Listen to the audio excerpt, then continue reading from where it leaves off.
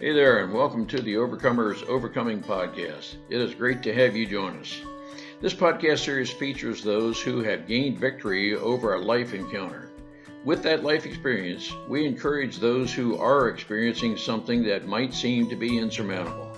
We advance and encourage others by passing forward evaluated life experiences.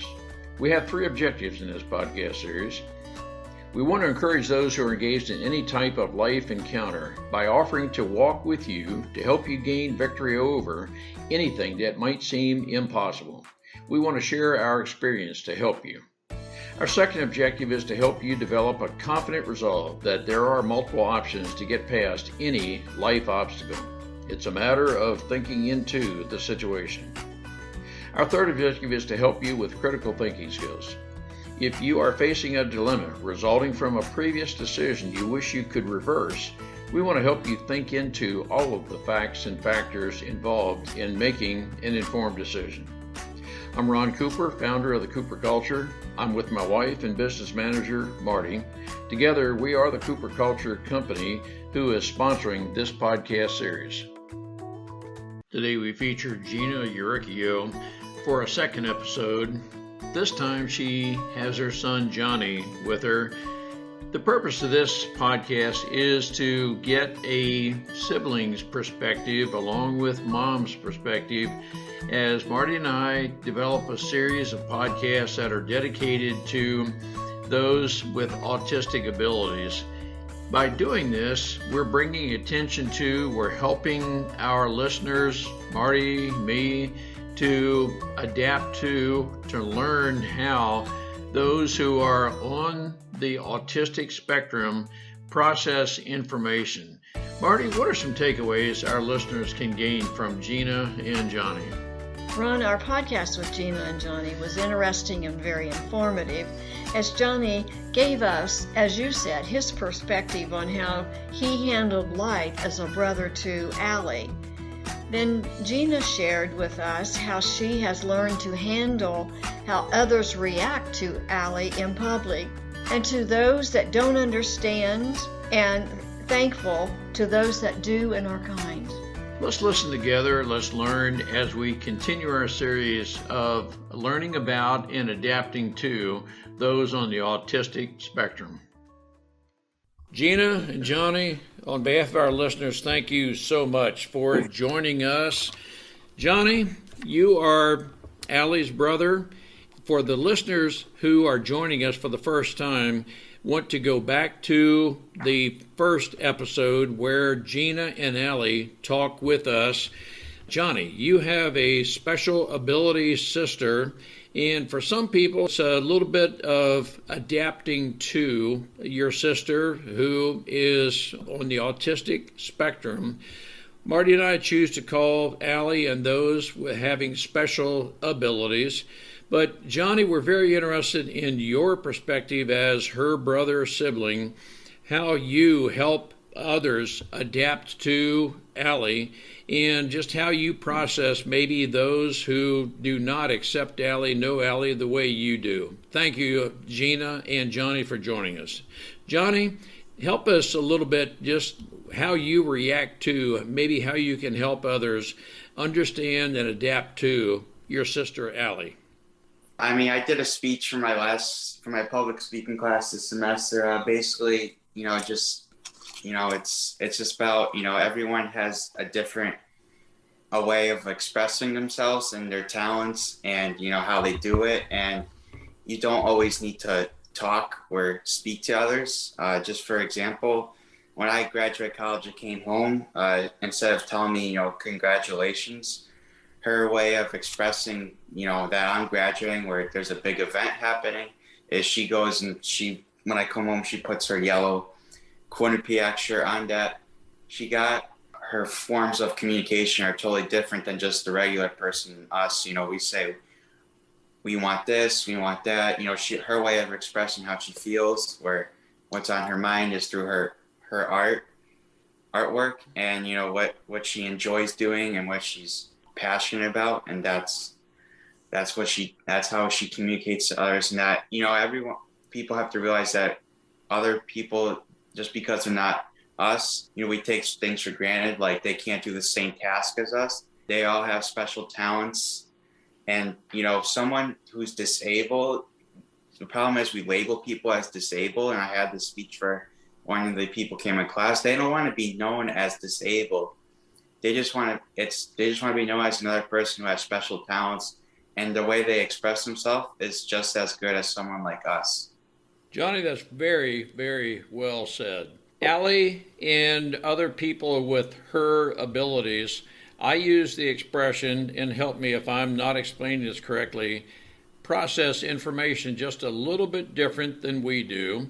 And just as you were very expressive in saying she expresses her congratulations for your graduation in a little bit different way, it's just from our perspective, Allie processes information. She expresses herself in ways that are just a little bit different from us. We too agree that people don't have disabilities, but rather they have special abilities. That's just the way we choose to interact with people like that. I mean, another instance when we go to Martha's Vineyard, she has like a photographic memory, like where my grandma's old house used to be. We had directions, like you don't need to punch it in the GPS to where to go to the house. She just knows exactly where to go. And that's when she was like 4 years old when she was there. So we just went there this past week or 2 weeks ago. So I don't have that ability to, photographically remember where, I am, where how old I was when I went to somewhere. So she can do things I can't do. And that it's for people. The problem is people don't think autism or special needs people, they don't have the talents because they're not around the people enough. We're too much, reality is, like I went to high school, we're around the people that are just the same as us, grow up the same backgrounds and stuff like that. That's why people just kind of, the stereotypes with disabilities come, and people want to just do stories. When people do stories on disabilities, they focus too much on what they can't do instead of what they can do. What you just said is very important, Johnny. Let's focus on what you can do. Let's focus on your talents. Let's focus on your strengths. Angelina, our granddaughter, also a photographic memory, that when she speaks to people about dinosaurs, plants, and so forth, she can just list the entire array of things about that describe whatever it is, the subject. It's just amazing. Those are some of the abilities, the very special abilities others have, and it's a way we can recognize and communicate with them. Thank you, Johnny, for recognizing that. Marty and I are very careful about the term disabilities.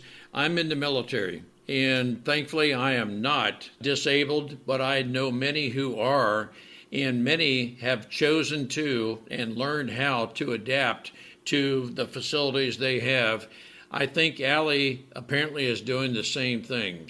Have you ever felt the need, Johnny, to kind of cover for your sister, so to speak, when maybe you're interacting with people and they just don't know how to react to or interact with Allie? Have you felt the need to try to explain and interact, or you just kind of let those people go?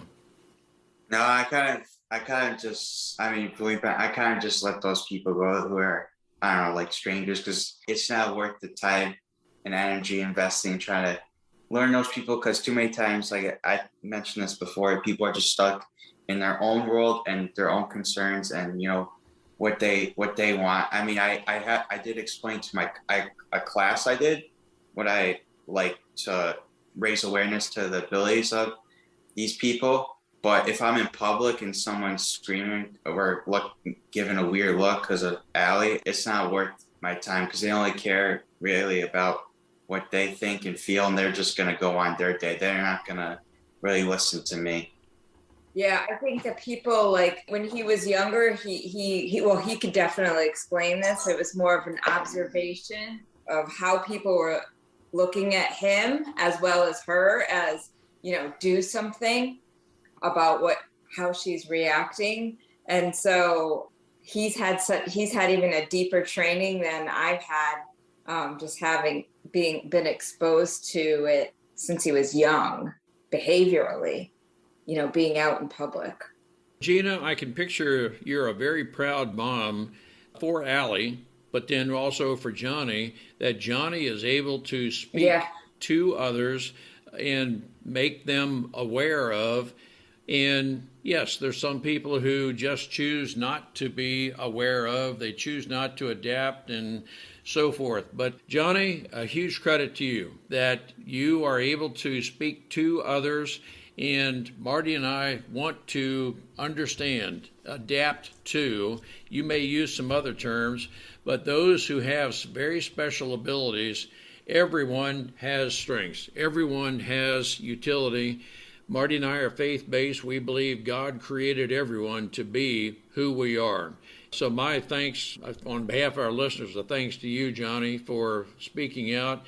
Gina, has it been a bit of an effort for you to, as a mother, adapt to what other people's reactions are, or have you too gotten somewhat like Johnnie, that, hey, if you choose not to adapt, if you choose not to understand, you've just defined yourself type thing? Yeah, I think it's, it becomes sort of how you're going to expand your energy, especially when you're in a public place. We're out there as a family. Every environment for Allie is always a teaching environment to some degree. So we're always focusing on educating her on the environment and the circumstances. I used to spend more time on worrying what other people thought, so I had more of a high alert on what other people were thinking. And as I just grew stronger into my position as her mom and understood her more, I slowly let those people go. And I don't expand my energy in those directions anymore. It doesn't mean that I don't have to say, listen, she's got stuff going on. I mean, any person can see that she has stuff going on, or clearly the family's having a difficult time in a situation. If you're not realizing that and seeing that, then, we don't really need to be with you anyways, and you're not interested in learning about our situation. Kind of work on ourselves, concentrate on ourselves. No, that's good. It's a waste of energy. Johnnie, did you have to overcome overcome other people, their attitudes?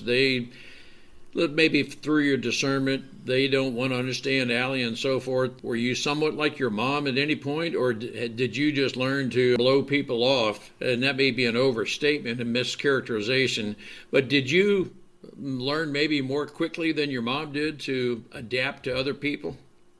I think at first when I was younger, I would get frustrated and more embarrassed when she would scream or, whatever people look at us, because just all the attention's on us. We're just trying to enjoy dinner and have everyone stare at us. But you know how you don't have an understanding. When I'm younger, I don't have an understanding of why she's screaming or why she's like this, because I didn't really have an understanding of what autism was or how she decides to communicate or reacts. So I just, as I kind of got older and gained understanding, I just kind of let that go now, because that stuff, it doesn't really matter. I realized how she communicates when she's mad or upset is different compared to how we would react. And it's not worth focusing on what random people think, because if it doesn't matter in 5 minutes or tomorrow or the next day, then it's not worth thinking about. And it's all about just trying to continue to learn and just keep going. And every once in a while, and more than once in a while, you do have the kind people who come up, offer assistance if we need it, or offer water or whatever, depending on what situation, we're in. For every 10 people who are unkind or judgmental, there always seems to be a kind person, come through. And I think when you get the kind people to come through, you're relieved, that still exists in the world. But there's been many, many times as a family we've been out there where you're faith-based people, so you're familiar with the book of Job, just really, really judge for no reason at all. Help our listeners, and I'd be interested in knowing a mother's and a brother's perspective, but help us listeners who, let's just pick a restaurant setting, And Allie you used the word screaming. Is there anything we can do at that point, or what may be a helpful conversation, a helpful aspect of whatever? And I'm not even sure how to phrase the question, but Gina, as a mother, what can we as let's say a person at a table in a restaurant, we do want to understand, we do want to interact, but is there something that we can do that is useful? Well, I think one of the things that people need to understand is just as I'm going on with my situation, go on with your situation. It doesn't have to become a public event. If we're in a situation, it doesn't have to be. I think that's what makes it difficult for the siblings or even the grandparents or anybody else who's at the table. If you could picture us all at a round table, and if she's acting up, everyone at the table around the circle is feeling it. We can contain ourselves in this and in that energy bubble, but the people looking on don't need to take it into a further episode than it already is. So making it bigger for a little boy like Johnny if he's 4 years old or whatever, or making it bigger for the grandparent, because everyone's clearly, wants to please everyone at the table, so as dismissive as we can be, we just try to, kind of let go and begin again. So instead of everyone becoming the teacher, one person usually designates as the person giving the intervention, say. So the person giving which most of the time would be me or my husband, say, all right, let's take her out. Let's bring her in. Let's give her something to drink. Let's get her headphones. What is she listening to? So we'll troubleshoot that. And we don't give the responsibility to everybody else around the table. That kind of eases everybody up, because I'm pretty much ready for anything when I go out to eat with Allie. Oh, I just wanted to say, Johnny's got to step out. Do you have any other questions for him? No, that's fine. Johnnie, thank you for your perspective, and thank you for your speaking ability. You feel comfortable talking to others to explain. I'm going to tell you, Johnnie, there are many of us who want to learn, and you're one of those who have the experience to help us learn. It may be easy to get discouraged with those who kind of just say, nah, I'm not interested in this, but there are others of us who are. Thank you. I appreciate it. If you have a couple more, you can ask me. I don't need to. I don't know why she sent me.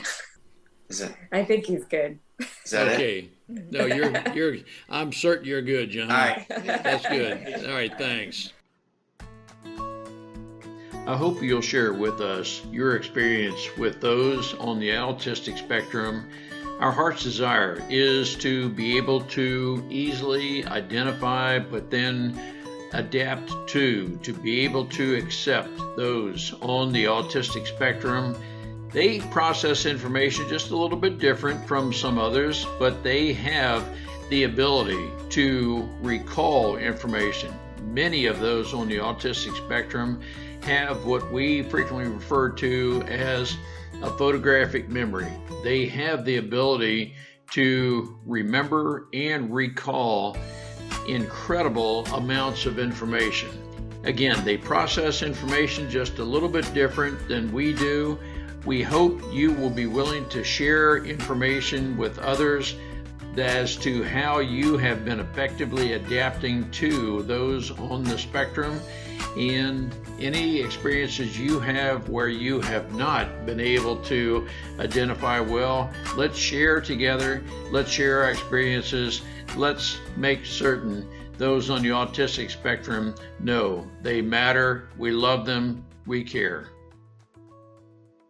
Gina, help the listener who is, let's say, in a restaurant setting, and it's tranquil and so forth, and then Allie does something that could happen. You wish it wouldn't maybe at the time. For those of us who are at a different table, is it better for us to just pretend that we don't hear Allie, or and I think I understand, don't make a spectacle of it, But is it better for us? Is it easier for you, for us to just keep the conversation at our table and not even look over at your table? I think so. I think it's just, kind of staying in your own energy. And then obviously, if something dangerous or something is family needs help of some sort, moving the child, or perhaps she drops a toy or an iPad and you want to pick it up, you can certainly go after, or we forget her coat or something like that. I think it's totally fine to help. I have had many situations where people just know. There's other people who just know. They either have an autistic niece or nephew, or a good friend who has a child with autism. And those types of people, you can see them coming and that they understand. So you welcome those people in. You might gesture and say, yeah, she's having a hard time. And they're like, yeah, I can see that. Let us know if you need anything. And then they go back to their table. We've had people who've watched me and John try to put up a beach tent, and, Allie's screaming and we're trying to quiet her. And then we've had people come over and say, let us help you with the tent. We have a friend who has a child with stuff going on. So, do you need help? And so we get that a lot too. That's good. I want to help our listeners to take the most appropriate action. From my perspective, having compassion, if we can just genuinely show we are compassionate for you, the family, and Allie has special abilities, but she processes information in just a little bit different way. And if we choose to understand that, we want to be helpful, but yet we don't want to get in the way of the family.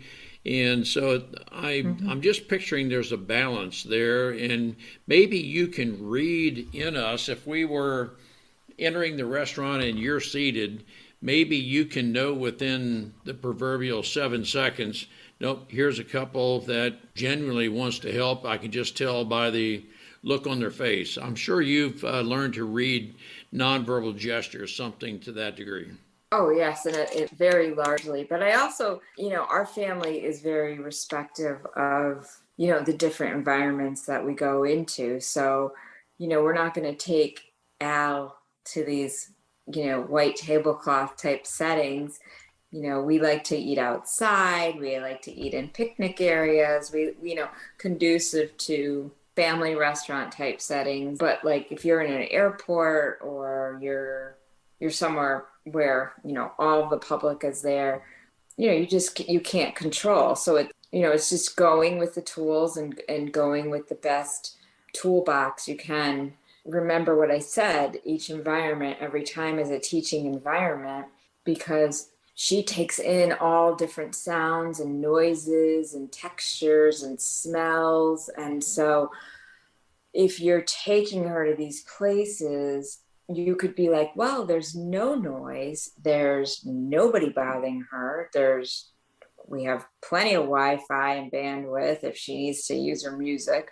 What could it be? The trigger could be auditory. The trigger could be a sense with the smells of the place, could be someone's perfume. To think that quick, my husband and I also have to remind ourselves over and over, we're human. We become the Incredibles, we become larger than life for her, but we also have to say that we have the mishaps too. I missed it, or this happened, and it's just kind of letting it go. Letting it go, bringing it home. Okay, what can we do in the situation to make it better next time we go? Looking at it a little bit, sort of you're back in that Rubik's Cube, but being careful as a family not to just perseverate ourselves on the incident. Soon you're in the next incident, you're in the next thing, especially like when you're traveling as a family, right? How that is. 1 minute you're in a cab, and then the next minute you're outside, and then the next minute you're in the restaurant, and you're moving from incident to incident. That's where my yoga practice and my meditation work and my spiritual, livelihood has kept me very focused and just letting go letting go and not holding on because, I'm just moving into the next situation, which could make me very proud. I want to be able to feel that, I don't want to be in that other situation where it didn't go so well.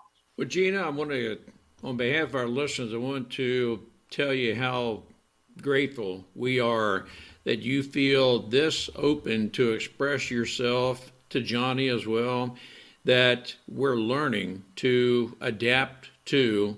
Many of our listeners want to know from firsthand experience, how can we best learn, adapt to, deal with is not the best term. Let's just say effectively communicate with. And so that's what we're about, and learning from you is very helpful to all of us. And I want to thank you for being very open, and we'd like to continue this dialogue because I think to a degree we want to condense your 20 or so years of learning into a few podcasts, but everything that you're describing to and feeling free to share with our audience is very, very helpful, and I want to thank you. You're welcome. I love being with you guys. Let's continue our dialogue, and there are other topics we would like to cover with you because our audience is just captivated by, but we're learning from. That's most important. We're learning from, and we're working together. Thank you for sharing. Thank you. What is my purpose with this series of podcasts dedicated to those on the autistic spectrum is to be able to identify those who are on the spectrum, but more importantly, be able to effectively adapt to those on the autistic spectrum. There are those who process information just a little bit different from some others, but their life is as valuable as any other person's life. God created each one of us with very special talents, abilities. It's a matter of us recognizing those strengths, those talents, the abilities, the gifts we have, and everyone is gifted with something that is available and valuable to someone else. In God's perspective, everybody matters, everyone is important. Our hope is everyone can adopt that same attitude, that everyone matters, everyone is important, and as we are able to effectively reach out to and adapt to those on the autistic spectrum, the parents, siblings, grandparents we all work together to be able to identify with and adapt to those who have some special abilities that some of us do not have. By understanding and adapting to and knowing how to communicate with others, we're able to accept them, they accept us, they can enjoy life, and I believe it is a matter of us learning to adapt with and being able to, from the heart, accept others who are just a little bit different from us. The fact that we are different from someone else doesn't mean that anyone is better. It merely means God made each one of us with various strengths, and it's, I believe, incumbent on us to be able to identify with and adapt to those who are different from us, but those who have the same importance as everybody in the world that God has created. Our heart's desire, again, is to be able to adapt to, be able to accept everyone, learn from, and identify with those who have various talents and abilities. The more we're able to do this, the greater we're able to work with each other, accept each other, and live in a more cohesive, homogeneous world.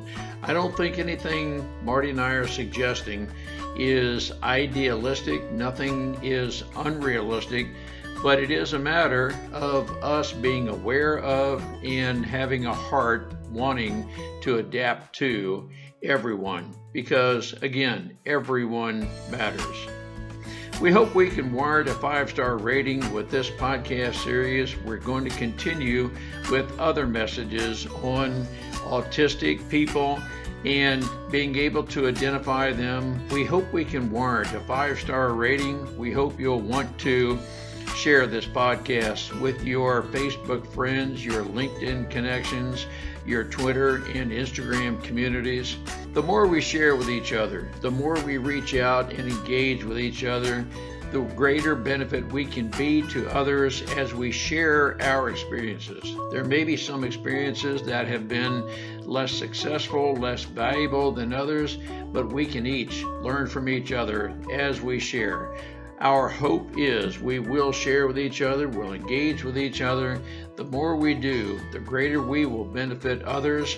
Our heart desire is that we make a conscious effort from the heart to advance everyone as Christ has given each one of us His unconditional love, as we can reach out to others to show we too have that unconditional love. We want to model what God has created in each one of us. As we accept others and show that unconditional love, the greater the opportunity we will have to learn from and benefit others. We look forward to working with you.